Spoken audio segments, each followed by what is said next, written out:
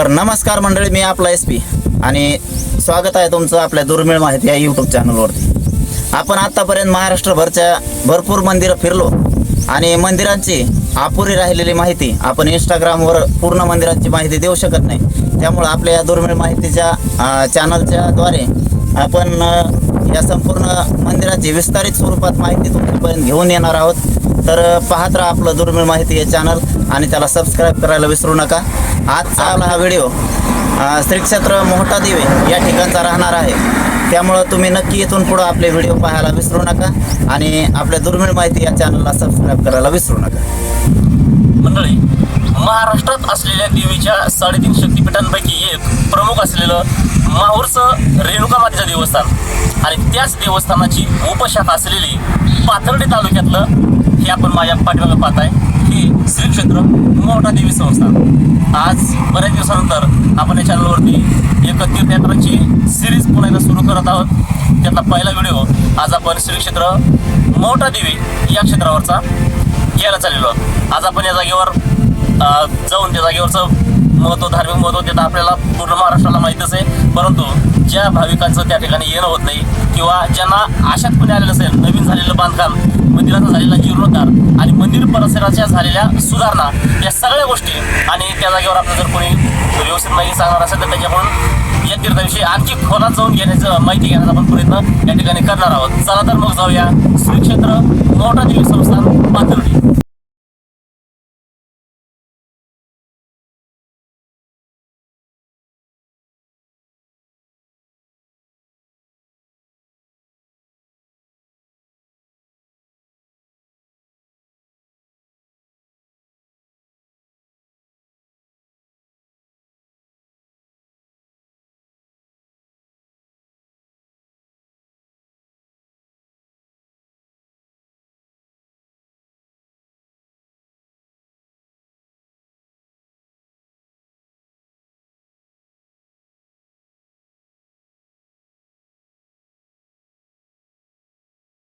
परिसरात असलेलं हे मंदिर आहे. पूर्वी छोटंसं मंदिर होतं, दगडी बांधकाम असलेलं, परंतु आता जीर्णोद्धाराच्या माध्यमातून जनसहभागामधून आणि सरकारच्या सहकार्याने या मंदिराचं अतिशय भव्य अशा प्रकारचं बांधकाम या ठिकाणी केलेलं आहे. आता आपण पाहिलेला जो घाट आहे तो घाट रस्ता अतिशय सुंदर आहे. तसं तरी याला करून पायऱ्याचा पण रस्ता आहे, परंतु गाड्या थेट मंदिरापर्यंत पोहोचण्याची सुद्धा सोय झालेली आहे. पूर्वी जी आपण बाजारपेठ आता पाहिली त्या बाजारपेठेपर्यंतच गाड्या येत होत्या, परंतु आता मात्र घाटाच्या माध्यमातून थेट मंदिराच्या दरवाजापर्यंत वाहनांना जाण्याची सोय करण्यात आलेली आहे. तर आपण पाहिलेला हा सुंदर रस्ता, वळणाचा अतिशय मनोरंजक रस्ता आणि इथून पुढं सुद्धा आपला मंदिरापर्यंत जाण्यासाठी या रस्त्याची सोय या ठिकाणी केलेली आहे.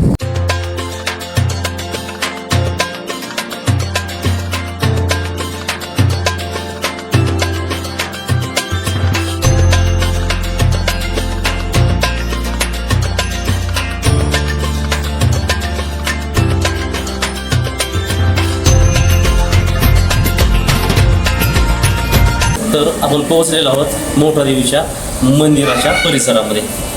हे आपण पाहताय मला दर्शन बारीसाठी असलेली ही संपूर्ण व्यवस्था आहे. म्हणजे त्या पूर्ण मंदिराचं हे मुख्य प्रवेशद्वार आहे.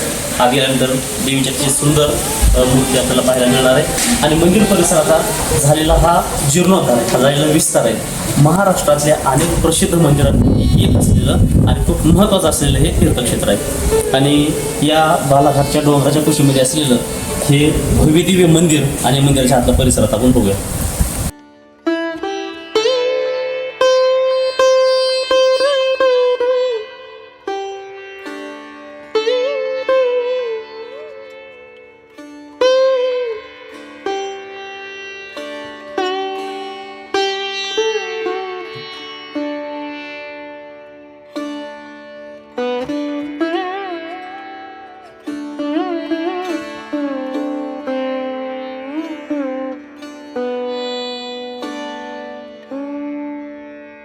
या ठिकाणी पायऱ्या चढून वर आल्याच्या नंतर आपल्याला सुंदर असं विठ्ठल रखुमाईचं मंदिर पाहायला मिळतं आणि हे समोरच गरुड भगवंताची मूर्तीसुद्धा आपल्याला पाहायला मिळते.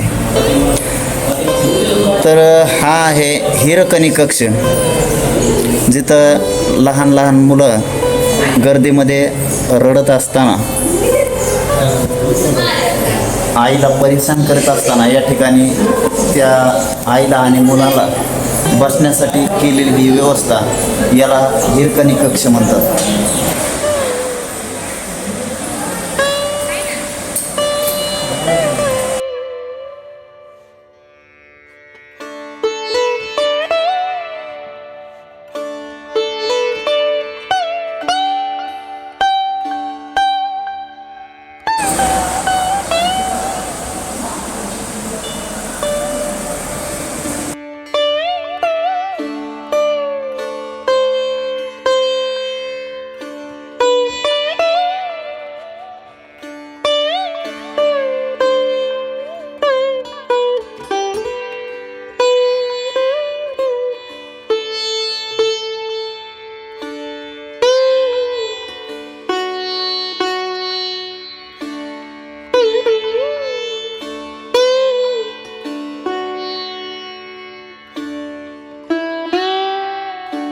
या ठिकाणी आपण देवीचं दर्शन करून इथं आल्याच्या नंतर आपल्याला खाली जाण्याचा मार्ग दिसतो. आणि या ठिकाणी हे जे दिसत आहे या ठिकाणी आपोआपली श्रद्धा असे पैसे चिटकून पाहतात आणि ज्यांचे चिटकतील असे लोक विविध प्रकारचे आपले नवस बोललेले असतात आणि ते देवी त्या श्रद्धेपोटी देवी त्यांचे पूर्णसुद्धा करत असते. त्यामुळं या देवीवर भक्तांची निश्चिम अशी श्रद्धा आणि त्या श्रद्धेपोटीच देवी भक्तांचे मनोगत पूर्ण करते असं म्हणायला काही हरकत नाही. मंदिराच्या मूळ गाभाऱ्याच्या पाठीमागे आल्यानंतर हा बाहेर जाण्याचा मार्ग आहे. ही मंदिराची एक्झिट आहे आणि आपण आता पाहिलं की मंदिरात अवतीभोवती असलेल्या दोन्ही बाजूने विविध देवतांच्या मूर्ती आणि त्याची छोटी छोटी मंदिरंसुद्धा आपण या ठिकाणी बघितलेली आहेत. आषाढ महिना असून सुद्धा या मंदिरात एवढी विशेष गर्दी आज पाहायला मिळाली नाही, कारण आज एकतर शनिवार आणि त्यामुळं गर्दी एवढी विशेष नाही. परंतु नवरात्र आणि श्रावण महिना येणार या दोन मुहूर्तांवरती पावन मुहूर्तावर या मंदिरात अक्षरशः उभं राहायलाही जागा पुरत नाही, एवढी गर्दी असते. महाराष्ट्रातल्या प्रसिद्ध आणि मोठ्या मंदिरांपैकी एक हे मोठं देवीचं मंदिर आहे.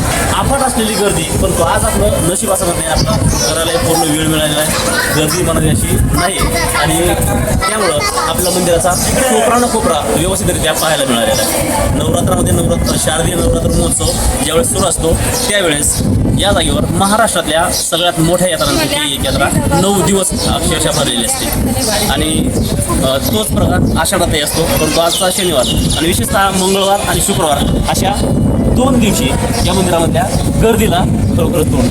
मूळ मंदिराच्या गाभाऱ्याच्या पाठीमागे आल्यानंतर हा जो दिसणारा भव्य दिवस सभा मंडप आहे, ही खरं तर भोजनशाळा आहे म्हणायला हरकत नाही. हा एक निवारा या ठिकाणी केलेला आहे. या देवीला नवस केले असतील, नवस खेळण्यासाठी आलेली लोक किंवा या ठिकाणी मुक्कामाला आलेली लोक त्यांच्या राहण्याची सोय. या जागेवर देवीला नवस केलेले सवासीचा जो कार्यक्रम असतो सवासींची करण्यासाठी आपली एक प्रकारची सोय हा मंडप आहे.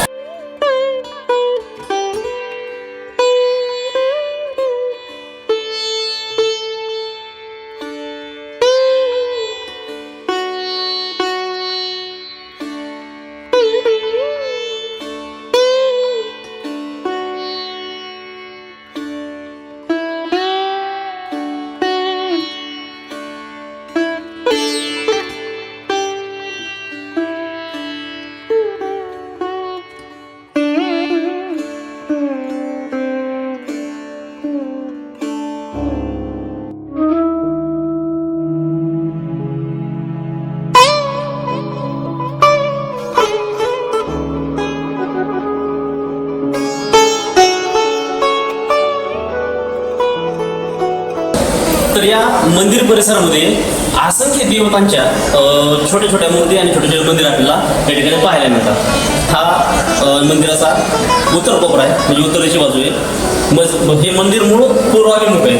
आपण चाललोय, आपण हे जे पाठीमागे मंदिर पाहतोय हे उत्तर बाजूला आहे. ह्या मंदिराच्या भोवती पूर्ण चारही बाजूला अशा प्रकारची छोटी छोटी मंदिरं आणि विशेष म्हणजे एकाही देवाच्या नाही तर पूर्ण देवतांची मंदिरं आहेत. या सगळ्या देवी वेगवेगळ्या प्रकारच्या देवी यामध्ये यांचा अनेक धार्मिक ग्रंथामध्ये ज्यांचा उल्लेख आहे किंवा काही बऱ्याच अज्ञात असलेल्या सर्वसाधारण लोकांना माहिती नसलेल्या कितीतरी देवीच्या मूर्त्या या ठिकाणी आपल्याला पाहायला मिळतात. संपूर्ण मंदिराचा परिसर आदिशक्ती जगदंबा माता अर्थात या मोठ्या देवीचं मूळ नाव हे जगदंबा देवी आहे आणि या जगदंबा मातेच्या भोवती असलेल्या या तिचा एक अंश असलेल्या या देवीच्या मूर्त्या आपल्या संपूर्ण मंदिर परिसरामध्ये पाहायला मिळतात.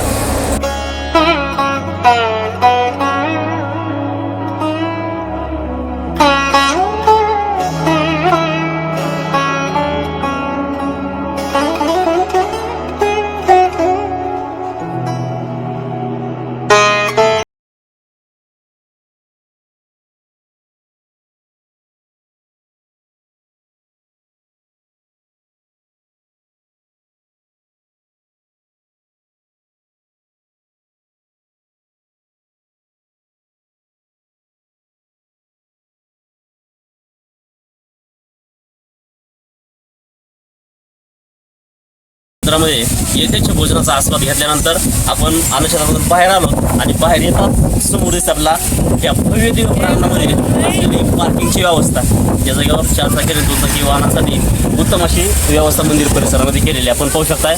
पाठीमागं असंख्य वाहनं या जागेवर पार्क केलेली आपल्याला पाहायला मिळतात. दुचाकी आणि 4 चाकीसह मोठमोठे वाहनांची सुद्धा पार्किंगची व्यवस्था मंदिर परिसरामध्ये करण्यात आलेली आहे. या ठिकाणी केवळ महाराष्ट्रातूनच नाही तर देशाच्या कानाकोपऱ्यामधून आई जगदंबा देवीला मानणारे जे भक्तगण आहेत ते वेगवेगळ्या वाहनांच्या माध्यमातून या ठिकाणी येत असतात.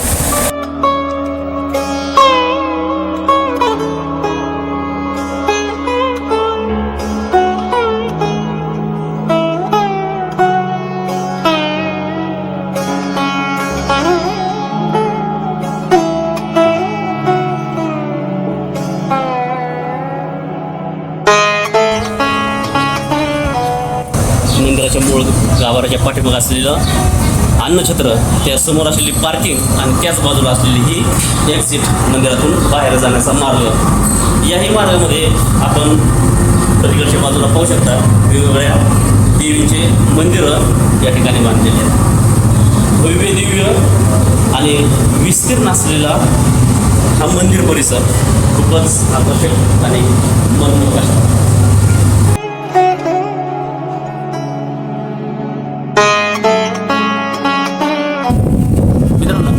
माहूरगडच्याच रेणुका मातेचं हे उपमंदिर आहे असं म्हणल्यास काय हरकत नाही. असं मी सुरुवातीला सांगितलं होतं. त्याला कारण असं आहे की असं सांगितलं जातं म्हणजे या मंदिराविषयी एक आख्यायिका सांगितली जाते की या मंदिराच्या डोंगराच्या पायथ्याला असलेलं मोठा नावाचं गाव हे संपूर्ण गाव माहूरगडच्या रेणुका मातेचं बघतो आणि त्या भक्तांची दरवर्षी माहूरगडची वारी असायची.